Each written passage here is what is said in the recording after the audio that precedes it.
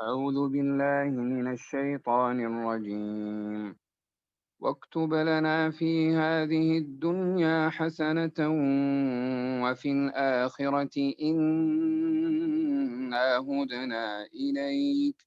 قال عذابي أصيب به من أشاء ورحمتي وسعت كل شيء فسأكتبها للذين يتقون ويؤتون الزكاة والذين هم بآياتنا يؤمنون. الذين يتبعون الرسول النبي الأمي الذي يجدونه مكتوبا عندهم في التوراة والإنجيل يأمرهم بالمعروف وينهاهم عن المنكر ويحل لهم الطيبات ويحرم عليهم الخبائث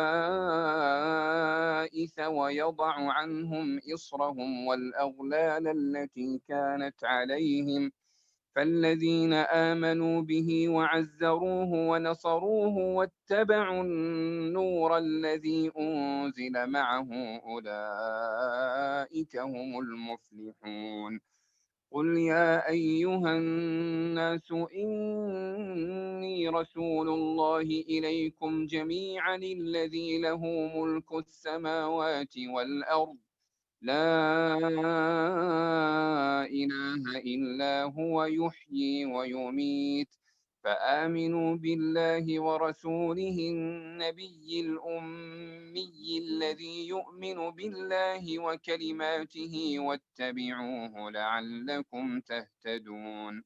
ومن قوم موسى أمة يهدون بالحق وبه يعدلون. وقطعناهم 12 أسباطا أمما. وأوحينا إلى موسى إذ استسقاه قومه أن اضرب بعصاك الحجر فانبجست منه 12 عينا قد علم كل أناس مشربهم. وظللنا عليهم الغمام وأنزلنا عليهم المن والسلوى كلوا من طيبات ما رزقناكم وما ظلمونا ولكن كانوا أنفسهم يظلمون. وإذ قيل لهم اسكنوا هذه القرية وكلوا منها حيث شئتم وقولوا حطة وادخلوا الباب سجدا نغفر لكم خطيئاتكم سنزيد المحسنين. فبدل الذين ظلموا منهم قولا غير الذي قيل لهم فأرسلنا عليهم رجزا من السماء بما كانوا يظلمون. واسألهم عن القرية التي كانت حاضرة البحر إذ يعدون في السبت إذ تأتيهم حيتانهم يوم سبتهم شرعا ويوم لا يسبتون لا تأتيهم كذلك نبلوهم بما كانوا يفسقون. وإذ قالت أمة منهم لم تعظون قوما الله مهلكهم أو معذبهم عذابا شديدا قالوا إلى ربكم ولعلهم يتقون. فلما نسوا ما ذكروا به أنجينا الذين ينهون عن السوء وأخذنا الذين ظلموا بعذاب بئيس بما كانوا يفسقون. فلما عتوا عما نهوا عنه قلنا لهم كونوا قردة خاسئين. وإذ تأذن ربك ليبعثن عليهم إلى يوم القيامة من يسومهم سوء العذاب إن ربك لسريع العقاب وإنه لغفور رحيم. وقطعناهم في الأرض أمما منهم الصالحون ومنهم دون ذلك وبلوناهم بالحسنات والسيئات لعلهم يرجعون فخلف من بعدهم خلف ورثوا الكتاب يأخذون عرض هذا الأدنى ويقولون سيغفر لنا وإن يأتهم عرض مثله يأخذوه ألم يؤخذ عليهم ميثاق الكتاب ألا يقولوا على الله إلا الحق ودرسوا ما فيه دار الآخرة خير للذين يتقون والذين يمسكون بالكتاب وأقاموا الصلاة إنا لا نضيع أجر المصلحين اور ہم لوگوں کے نام دنیا میں بھی نیک حالی لکھ دے اور آخرت میں بھی ہم تیری طرف رجوع کرتے ہیں۔ اللہ تعالیٰ نے فرمایا کہ میں اپنا عذاب اسی پر واقع کرتا ہوں جس پر چاہتا ہوں، اور میری رحمت تمام اشیاء پر محیط ہے، تو رحمت ان لوگوں کے نام ضرور لکھوں گا جو اللہ سے ڈرتے ہیں اور زکوٰۃ دیتے ہیں اور ہماری آیتوں پر ایمان لاتے ہیں۔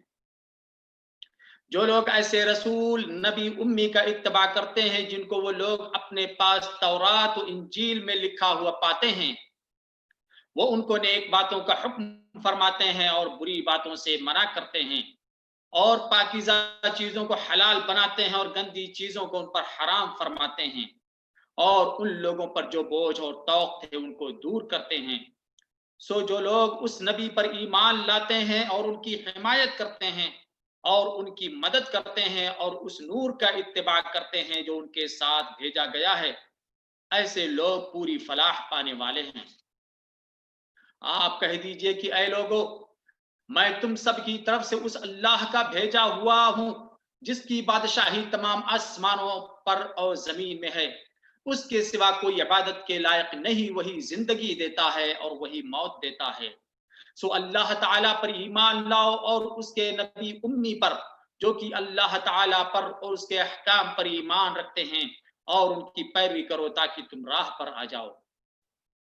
اور قوم موسیٰ میں ایک جماعت ایسی بھی ہے جو حق کے مطابق ہدایت کرتی ہے اور اسی کے مطابق بھی کرتی ہے، اور ہم نے ان کو 12 خاندانوں میں تقسیم کر کے سب کی الگ الگ جماعت مقرر کر دی، اور ہم نے موسیٰ علیہ السلام کو حکم دیا جبکہ ان کی قوم نے ان سے پانی مانگا کہ اپنے عصا کو فلاں پتھر پر مارو، پس فوراً اس سے 12 چشمے پھوٹ نکلے۔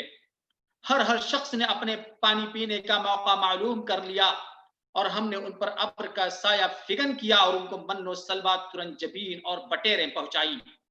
کھاؤ نفیس چیزوں سے جو کہ ہم نے تم کو دی ہیں، اور انہوں نے ہمارا کوئی نقصان نہیں کیا لیکن اپنا ہی نقصان کرتے تھے۔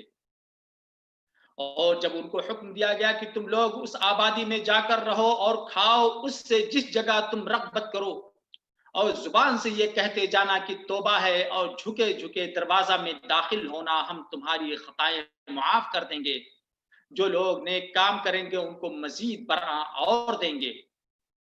سو بدل ڈالا ان ظالموں نے ایک اور کلمہ جو خلاف تھا اس کلمہ کے جس کی ان سے سفارش کی گئی تھی، اس پر ہم نے ان پر ایک آسمانی آفت بھیجی اس وجہ سے کہ وہ حکم کو ضائع کرتے تھے۔ اور آپ ان لوگوں سے اس بستی والوں کا جو کہ دریائے شور کے قریب آباد تھے اس وقت کا حال پوچھئے جبکہ وہ ہفتہ کے بارے میں حد سے نکل رہے تھے، جبکہ ان کے ہفتہ کے روز تو ان کی مچھلیاں ظاہر ہو کر ان کے سامنے آتی تھیں، اور وہ ہفتہ کے دن نہ ہوتا تھا تو ان کے سامنے نہ آتی تھیں۔ ہم ان کی اس طرح پر آزمائش کرتے تھے اس سبب سے کہ وہ بے حکمی کیا کرتے تھے۔ اور جبکہ ان میں سے ایک جماعت نے یوں کہا کہ تم ایسے لوگوں کو کیوں نصیحت کرتے ہو جن کو اللہ بالکل ہلاک کرنے والا ہے یا ان کو سخت عذاب دینے والا ہے۔ انہوں نے جواب دیا کہ تمہارے رب کے روبرو عذر کرنے کے لیے اور اس لیے کہ شاید یہ ڈر جائیں۔ سو جب وہ اس کو بھول گئے جو ان کو سمجھایا جاتا تھا، تو ہم نے ان لوگوں کو تو بچا لیا جو اس بری عادت سے منع کیا کرتے تھے، اور ان لوگوں کو جو کہ زیادتی کرتے تھے ایک سخت عذاب میں پکڑ لیا، اس وجہ سے کہ وہ بے حکمی کیا کرتے تھے۔